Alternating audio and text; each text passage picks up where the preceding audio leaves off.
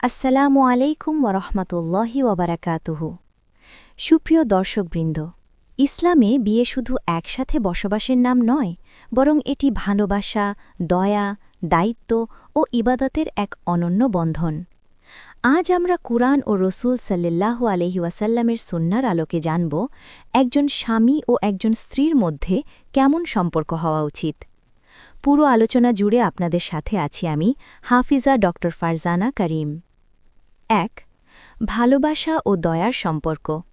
আল্লাহ তাআলা কুরআনে বলেন, আর তার নিদর্শনসমূহের মধ্যে রয়েছে তিনি তোমাদের জন্য তোমাদের মধ্য থেকে স্ত্রী সৃষ্টি করেছেন, যাতে তোমরা তাদের কাছে শান্তি পাও, এবং তিনি তোমাদের মধ্যে ভালোবাসা ও দয়া সৃষ্টি করেছেন। এ আয়াত আমাদের শেখায় স্বামী স্ত্রীর সম্পর্ক হবে শান্তির, ভালোবাসার, পারস্পরিক দয়ার। বিয়ে কোনো যুদ্ধক্ষেত্র নয়, এটি হওয়া উচিত একে অপরের জন্য নিরাপদ আশ্রয়। ২. একে অপরের আবরণ হওয়া। আল্লাহ বলেন, তারা তোমাদের জন্য পোশাক আর তোমরা তাদের জন্য পোশাক। পোশাক যেমন মানুষকে ঢেকে রাখে, রক্ষা করে আর সৌন্দর্য বাড়ায়, ঠিক তেমনি স্বামী স্ত্রী একে অপরের দোষ গোপন করবে, সম্মান রক্ষা করবে, বিপদের সময় পাশে দাঁড়াবে। একজন আরেকজনের দুর্বলতা প্রকাশের বস্তু নয়, বরং রক্ষাকারী। ৩. পারস্পরিক সম্মান ও উত্তম আচরণ। আল্লাহ তাআলা বলেন, তোমরা স্ত্রীদের সাথে সুন্দরভাবে জীবনযাপন করো। সূরা আন-নিসা, আয়াত ১৯।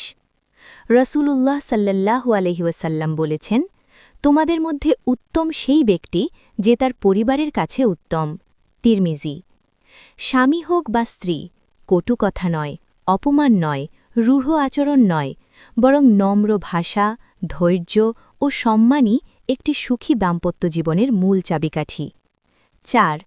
দায়িত্ব ও সহযোগিতার সম্পর্ক। অনেকেই মনে করেন সংসার শুধু স্ত্রীর দায়িত্ব, কিন্তু রসূল ছিলেন পরিবারের কাজে সহযোগী।